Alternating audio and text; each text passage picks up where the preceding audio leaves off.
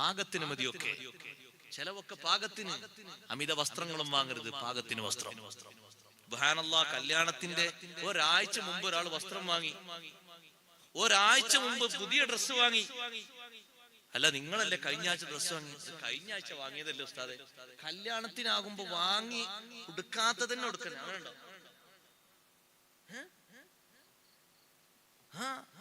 നേരത്തെ ആരും എടുക്കാൻ പാടില്ല. ടെക്സ്റ്റൈൽസിൽ ആരോ അറിയാതെ ഇട്ടുപോയെങ്കിൽ അത് മാറ്റി കൊടുക്കേണ്ടി വരും. അളവ് നോക്കാൻ വേണ്ടി ആരോ കിട്ടണമെങ്കിൽ പിന്നെ തിരിച്ചു കൊടുക്കേണ്ടി വരില്ലേ? ഒരു പുതിയ നല്ല തുണിയും കുപ്പായം എടുക്കണമെന്നേ ഉള്ളൂ. കഴിഞ്ഞ ആഴ്ചയല്ലേ സുഹൃത്തെ നീ ചെരുപ്പ് വാങ്ങിയത്? അത് 1200 റുപ്യക്ക് ഒരു ചെരുപ്പ് വാങ്ങിയത്. നമ്മളൊക്കെ 5 ചെരുപ്പ് വാങ്ങുക പൈസക്ക്. 1200 റുപ്യക്ക് നീ ഒരു ചെരുപ്പ് വാങ്ങിയത് കഴിഞ്ഞ ആഴ്ചയല്ലേ? അത് നല്ലൊരു മുന്തിയ ചെരുപ്പ് തന്നെയല്ലേ വാങ്ങിയത്? ഇപ്പോഴും പുതിയാപ്പിള പോകുമ്പോ അതൊന്നും ഇടാതെ വേണമെങ്കിൽ അതിന്റെ പൊടിയൊക്കെ ഒന്ന് റെഡിയാക്കിയാൽ മതി, ഒരു കുഴപ്പമില്ല. ഒന്നിങ്ങനെ പൊടിയൊക്കെ റെഡിയാക്കിയിട്ട് ഒന്ന് എണ്ണ തേച്ചൊന്ന് റെഡിയാക്കിയാൽ പുതിയ തന്നെ ആയി, പുതുപുത്തനായി. അല്ല, അത് ഒരാഴ്ച പഴങ്ങിയില്ലേ? ഈ ബോഡി എത്ര ആഴ്ച പഴങ്ങിയതാ? ഈ കാണുന്ന ബോഡി ദുനിയാവിൽ നിന്ന് എത്ര ആഴ്ച പഴങ്ങി? സഹോദരാ, ഇനിയും പഴക്കത്തിലേക്കല്ലേ ഇത് പോകാനുള്ളത്?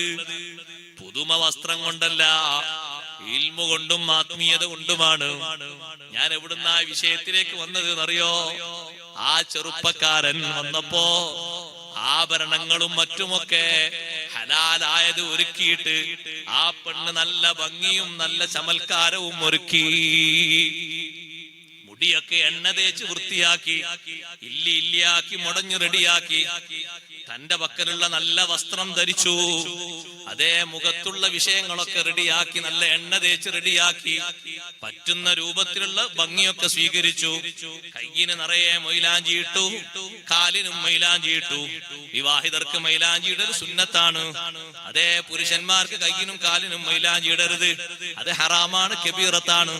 കല്യാണത്തിന്റെ അന്ന് നടുത്തളത്തിൽ മാത്രം ഹുവയുടെയും ഹിയയുടെയും പേരെഴുതിയിട്ട് റോട്ടിലൊക്കെ കാണുന്ന ചില ആരോമാർക്കൊക്കെ അങ്ങോട്ടും ഇങ്ങോട്ടും റെഡിയാക്കിയിട്ട്, ചില സിഗ്നൽ കാണാറില്ലേ റോട്ടിൽ വാഹനങ്ങൾക്ക് സിഗ്നൽ കൊടുക്കുന്നത്? അങ്ങനെ കുറെ സിഗ്നൽ കൂട്ടാരം ഇതിന്റെ നടുവിൽ വ്യത്യസ്ത ആരോമാർക്കൊക്കെ ഉണ്ടാക്കി. മലയാളത്തിലും അതുപോലെ തന്നെ ഉറുദുവിലും കന്നഡയിലും തമിഴിലും തെലുങ്കിലും ചില ഭാഷ കോഡ് ഭാഷ, ചില കോഡ് ഭാഷ മഹബത്തിന്റെ കോഡ് ഭാഷ ഒക്കെ എഴുതിയിട്ട് ഈ ഹറാമിന്റെ കയ്യുമായി, വൻകുറ്റം ചാർത്തിയ കയ്യുമായി നീ പുതിയ ആപ്പിള ഇറങ്ങല്ല, നിക്കാഹിന് വന്നേക്കല്ല.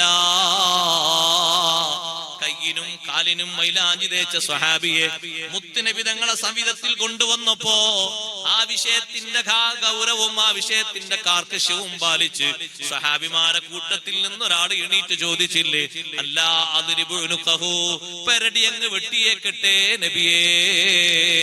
കയ്യിനും കാലിനും മൈലാഞ്ചി തേച്ച സ്വഹാബിയുടെ പെരടി വെട്ടട്ടെ എന്ന് ചോദിച്ചപ്പോ വ്യഭിചാരം ചെയ്ത ആളുടേതല്ല, മോഷണം നടത്തിയ ആളുടേതല്ല, കവർച്ച ചെയ്ത ആളുടേതല്ല, കയ്യിനും കാലിനും മൈലാഞ്ചിയിട്ട സ്വഹാബിയുടേതാണ്. അല്ലാഹുവിന്റെ റസൂൽ ചോദിച്ചു, അലൈസ ഹുവ യുസല്ലി, നിസ്കരിക്കുന്ന ആളല്ലയോ നബിയെ? നിസ്കരിക്കുന്ന ആളാണ്. ഇന്നി നുഹീതു അൻ ഖത്ലിൽ മുസല്ലീൻ, നിസ്കരിക്കുന്നവരെ കൊല്ലാൻ പാടില്ല, അവർക്കൊരു ബഹുമാനമുണ്ട്. തൽക്കാലം മുത്തുനബി തങ്ങൾ ശിക്ഷ കൊടുത്തു.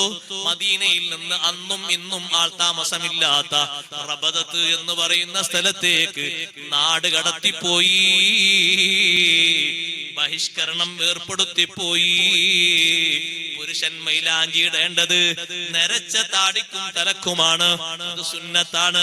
അതേ സമയത്ത് നഖത്തിന് മൈലാഞ്ചി ഇടരുത്, ഒരു അരനഖത്തിന് പോലും ഇടരുത്, കയ്യിന്റെ നടുവിലും ഇടരുത്, കാലിന്റെ വല്ലിനും കാലിന്റെ നടുവിലും ഒന്നും ഇടരുത്. കയ്യിനും കാലിനും മൈലാഞ്ചി തേക്കണം. വിവാഹിതരായ സ്ത്രീകള്, വിവാഹത്തിന്റെ തലേന്ന് വിവാഹം ചെയ്യാത്ത പെണ്ണുങ്ങൾക്ക് 10,000 ഉറുപ്പിന്റെ മൈലാഞ്ചി കൂട്ടം കൊണ്ടുവന്നിട്ട് ആ പൈസ വെറുതെ കളയണ്ട, അത് വേറെ ഏതെങ്കിലും സുന്നത്തായ രൂപത്തിൽ ഉപയോഗിച്ചോ, അള്ളാന്റെ അടുക്കൽ കൂലി കിട്ടും. എന്റെ മോൾ എന്നോട് പറഞ്ഞു കഴിഞ്ഞ പെരുന്നാക്ക്, എന്റെ മോള് ചെറിയ കുട്ടിയാണ്, LKG പഠിക്കുന്ന കുട്ടി, ഉപ്പ ഈ എന്തോരം മൈലാഞ്ചി കൂടുന്നല്ലേ, ട്യൂബ് കിട്ടുന്ന ട്യൂബ് കൊണ്ടുവരുന്നു. ഞാൻ പറഞ്ഞു, മോളെന്റെ ട്യൂബ് എന്തിനാ? ഇവിടെ നല്ല ലൈറ്റ് ഉണ്ടല്ലോ. അല്ല, ആ ട്യൂബല്ല, മൈലാഞ്ചി ട്യൂബാണ്. അത് തൽക്കാലം ഞാൻ കൊണ്ടുവരില്ല. അത് എന്നിൽ ഇത് പ്രതീക്ഷിക്കേണ്ടതില്ല. നിനക്ക് നല്ല രണ്ട് നല്ല മിഠായി കൊണ്ടുവരാം, കഴിക്കാൻ പറ്റും. പെരുന്നാളല്ലേ, സന്തോഷത്തിന്റെ ഒരു മധുരം അത് കൊണ്ടുവരാം. പിന്നെ നിന്നെ മുടിക്കൂടെ കൊളുത്താൻ പറ്റിയ നല്ല 2 ക്ലിപ്പും കൊണ്ടുവരാം, അവരെ സന്തോഷിപ്പിക്കാൻ വേണ്ടി. ഇത് ഞാൻ കൊണ്ടുവരാം, അത് എന്റെ പക്കത്ത് പ്രതീക്ഷിക്കും വേണ്ട. അതെന്താ ഉപ്പ മൈലാഞ്ചിട്ട് എന്താ കുഴപ്പം? അല്ല, അത് നിനക്കിടാൻ പാടില്ല. വിവാഹിതരല്ലാത്ത പെൺകുട്ടികൾ മൈലാഞ്ചിടുന്നത് കറാഹത്താണ്.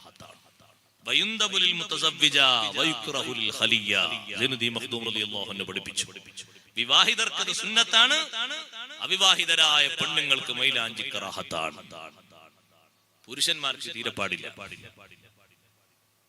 അങ്ങനെ മൈലാഞ്ചിട്ടിട്ട് ഏതെങ്കിലും ചെറുപ്പക്കാർ ഒരുങ്ങാൻ അറിയാത്തവർ പറഞ്ഞു കൊടുക്കണോ, സുഹൃത്ത് എങ്ങനെയൊന്നല്ല ഒരുങ്ങേണ്ടത്, നീ കല്യാണത്തിന്റെ മുമ്പ് 2 റക്അത്ത് സുന്നത്ത് നിസ്കരിക്കാണ്, നിക്കാഹിന്റെ മുമ്പ് അതൊക്കെ നിസ്കരിച്ചു, എന്നിട്ട് നല്ല തുണിയും കുപ്പായൊക്കെ ധരിച്ച് സുന്നത്താര് കുളിയെ കുളിച്ച് അത്രയൊക്കെ പൂശി കളയേണ്ട കുറച്ച് രോമങ്ങളൊക്കെ ഉണ്ട് ശരീരത്തിൽ, അതൊക്കെ കളഞ്ഞ് വൃത്തിയായി, അതൊക്കെ ഒന്ന് വൃത്തിയാക്കിയിട്ട് വെട്ടിക്കളയേണ്ട വെട്ടിക്കളഞ്ഞ് വൃത്തിയാക്കി റെഡിയാക്കിയിട്ട് അങ്ങനെ നല്ല ഭംഗിയായി നല്ല രൂപത്തിൽ ഒരു അങ്ങനെ പറഞ്ഞു, അങ്ങനെ പഠിപ്പിച്ചു. ഈ ചെറുപ്പക്കാരൻ വന്നപ്പോ ഈ പെണ്ണ് പറഞ്ഞു, വിഷയത്തിലേക്ക് വരട്ടെ, ദൂർത്തൊന്നും പാടില്ല, കല്യാണത്തിലേക്ക് എന്തൊക്കെയോ ദൂർത്താണ്, ഒന്നിനും പങ്കെടുക്കാൻ പറ്റാത്തൊരവസ്ഥ വരികയാണ്, വലിയ സങ്കടങ്ങൾ. വേറെ കുറെ സന്ദർഭങ്ങളുണ്ട്. നിക്കാഹൊക്കെ കഴിഞ്ഞിട്ട് ഇങ്ങോട്ട് പള്ളിയിൽ നിന്നിട്ട് ഇറങ്ങുമ്പോ ചില സ്ഥലത്തൊക്കെ മുന്നിൽ അങ്ങോട്ട് വെടിപൊട്ടാണ്. ദീനിനോട് മത്സരം. ചെറുപ്പക്കാരെ കയ്യിൽ കുറച്ച് പൈസ വന്നപ്പോ അവര് പറയണം, ഞങ്ങളെ തടഞ്ഞു നിർത്താൻ ആരാണ്? ആരും തടഞ്ഞു നിർത്തൂല. പഠിച്ചോ ചോദിക്കുമ്പോ മറുപടി അറിഞ്ഞാൽ മതി.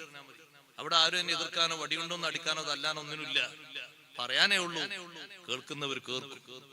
ഉപദേശം എപ്പോഴും അങ്ങനല്ലേ, എല്ലാവർക്കും അത് ഫലിക്കൂല, ഈമാനുള്ളവർക്ക് ഫലിക്കുള്ളൂ. ഈമാനുള്ളവർക്ക് വാദം ഫലിക്കുള്ളൂ. അത് ഈ വാദം നല്ല കേൾക്കുന്ന ഏത് വാദം അങ്ങനെ തന്നെയാ, പറയുന്ന ഏത് വാദം അങ്ങനെ തന്നെയാ, അത്രേ ഉള്ളൂ. അതൊരു പക്ഷെ 100-ൽ 1 ഉണ്ടാവും, ചിലപ്പോ 100-ൽ 1/2 ഉണ്ടാവും.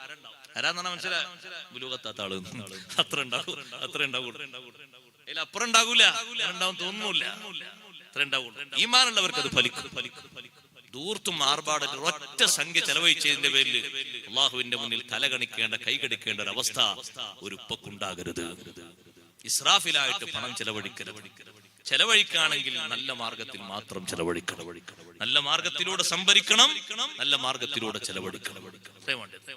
ഒരൊറ്റ സംഖ്യ പോലും അനാവശ്യമായ രൂപത്തിൽ ചെലവഴിച്ചതിന്റെ പേരിൽ പടച്ചോനെത്തുന്ന ചോദ്യത്തിന് ഉത്തരം പറയാതെ കുടുങ്ങുന്നൊരവസ്ഥ ഉണ്ടാകരുത്. എപ്പോഴും ശ്രദ്ധിക്കണം, എപ്പോഴും സൂക്ഷിക്കണം ആ വിഷയം. റബ്ബിൽ ആലമീൻ ഹംദൻ യുവാഫി നിഅമഹു വയുകാഫിഉ മസീദ അല്ലാഹുമ്മ സ്വല്ലി വസല്ലിം വബാരിക് അലാ റസൂലിക സയ്യിദിനാ മുഹമ്മദിൻ വഅലാ ആലി സയ്യിദിനാ വമൗലാനാ മുഹമ്മദ്.